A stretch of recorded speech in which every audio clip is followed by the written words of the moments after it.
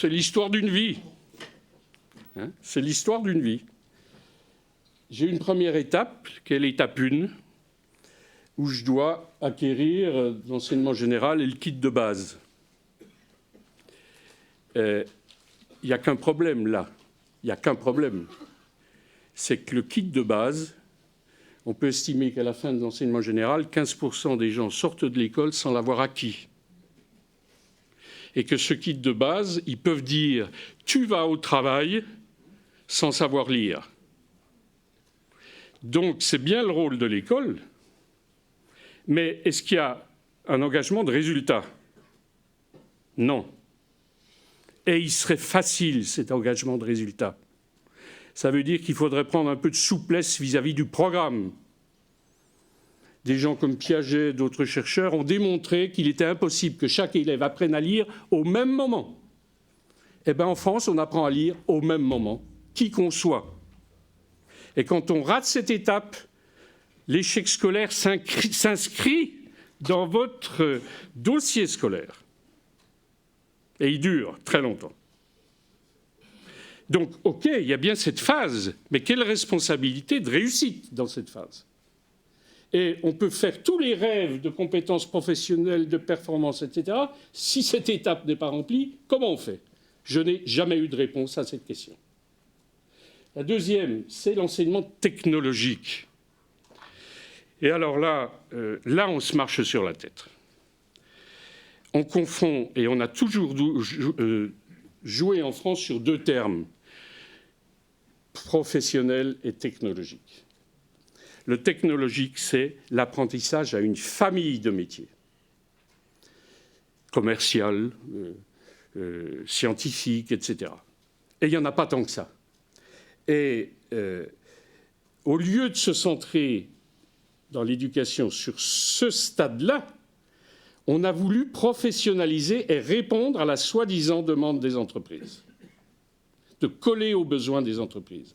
Alors que cette phase-là, est au contraire, doit permettre l'adaptation professionnelle tout au long d'une vie, c'est-à-dire les fondamentaux scientifiques, commerciaux, etc. Savez-vous que les diplômes professionnels en Allemagne, on en compte à peu près 150. On en compte 750 en France. C'est-à-dire, il y a un CAP de la dentelle du Puy et il y a un CAP de la dentelle de Calais. Et chaque fois, on embauche un prof pour la dentelle du Puy ou de la dentelle de Calais. Et vous l'embauchez pour 40 ans. D'autre part, un diplôme, et je connais le sujet dont je parle, un diplôme professionnel, pour le créer, il faut entre 3 et 4 ans. Il faut estimer le besoin de l'entreprise, il faut construire le référentiel, il faut former les profs et les locaux, ça fait au minimum 4 ans, et il ne sera pas réformé avant 10 ans.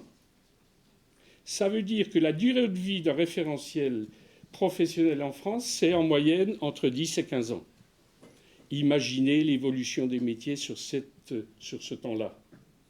Alors que les fondamentaux de gestion, de commercialisation, de production, etc., sont beaucoup plus durables. J'avais travaillé dans le temps dans le système éducatif, on avait travaillé sur 5 référentiels de BTS industriels. Et on s'était aperçu que 70% de ces 5 référentiels étaient communs. Mais il y avait 5 BTS. Alors qu'on aurait pu en avoir un seul qui comprenait 70% de l'ensemble.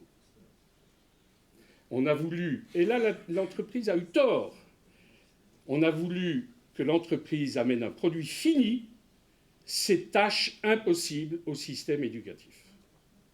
Alors que remplir ces 2 premières missions me paraît beaucoup plus important. Et la troisième phase, alors ça, on avait été très loin avec certains ministères là-dessus. Et vous savez pourquoi ça a échoué? C'était un problème de lobby lié à la taxe d'apprentissage. Il y a eu déjà 10 rapports de la Cour des comptes, etc., sur la taxe d'apprentissage. Et certains rapports vont très loin en parlant de pratiques mafieuses. Mais C'est l'argent de poche des CCI, des chambres de métier quand même, hein, donc vous n'allez quand même pas leur enlever.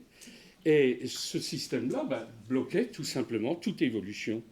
Alors que ce schéma-là, c'est l'idée qu'on passe en sifflet du monde de l'école au monde de l'entreprise, avec une co-responsabilité de la phase 3, sous contrat de travail, en alternance, et où on professionnalise. Vous n'allez pas me dire qu'un BTS d'action commerciale qui va travailler chez Castorama fait le même boulot qu'à la FNAC. Il est clair qu'il y a une partie de la professionnalisation qui doit se faire par la FNAC et par Castorama. Et c'est cette phase-là. Et on avait fait nos comptes. Si on additionnait à l'époque tous les contrats d'alternance et tous les contrats d'apprentissage, en évitant que ça devienne un cursus en lui-même. J'ai été visiter un jour un CFA dont la directrice me dit « Mais vous savez, monsieur Dumont, on peut garder certains apprentis pendant 7 ans. » C'est un très bon moyen de financement, et puis ça existe. Hein. Alors là, je ne suis pas en train d'inventer. Ça veut dire que ça devenait une filière parallèle, alors que ça devrait être la filière de terminaison d'une formation professionnelle initiale. Et entre nous, le problème de l'emploi des jeunes, avec ça, vous l'auriez quasiment résolu. Au minimum à la hauteur du chômage de la population active. Alors qu'elle est, je le répète, le double toujours depuis 30 ans. Et donc ce système d'alternance, on a les sous, on a les structures, mais c'est vrai, et là on a fait aussi une bêtise, la formation professionnelle initiale a été rattachée à l'éducation nationale, 1, 2, alors qu'elle devait être rattachée à la 4. 3, 4. Et il existait un ministère de la formation professionnelle après la guerre qui formait à ces diplômes-là 3, 4. Et là, on a fait une grosse bêtise.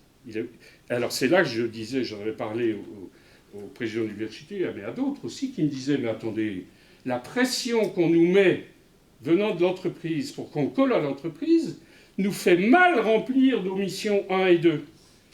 S'il y avait un vrai débat, un débat non idéologique, hein, pour répartir le travail de chacun, où l'entreprise retrouverait sa vraie responsabilité de professionnalisation de chaque jeune Français, je suis sûr que ça se passerait bien. Mais il faut poser un schéma, en discuter, alors qu'actuellement, dès qu'on parle d'apprentissage dans un certain nombre de milieux, les revolvers sortent.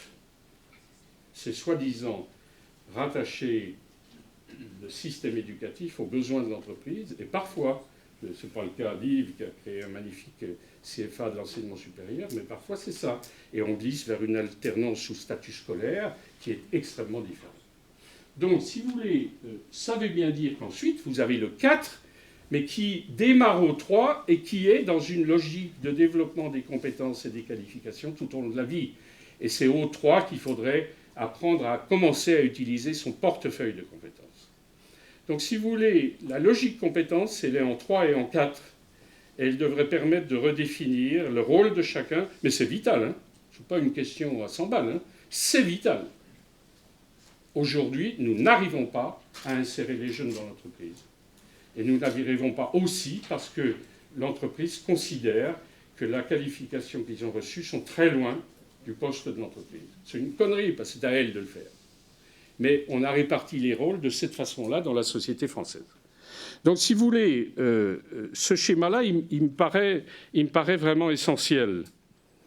Et dans les deux schémas qu'on a vus, si l'entreprise n'est pas convaincue qu'elle est à l'origine de la compétence professionnelle, que la légitimité est là, et que c'est une légitimité qui appartient aussi bien aux salariés qu'aux chefs d'entreprise, on n'y arrivera pas. Donc je voulais vous recentrer sur ces définitions, ces schémas, parce que ça nous ramène bien au cœur du sujet. Le cœur du sujet, c'est l'individu, et c'est le chef d'entreprise qui est le responsable de cette politique.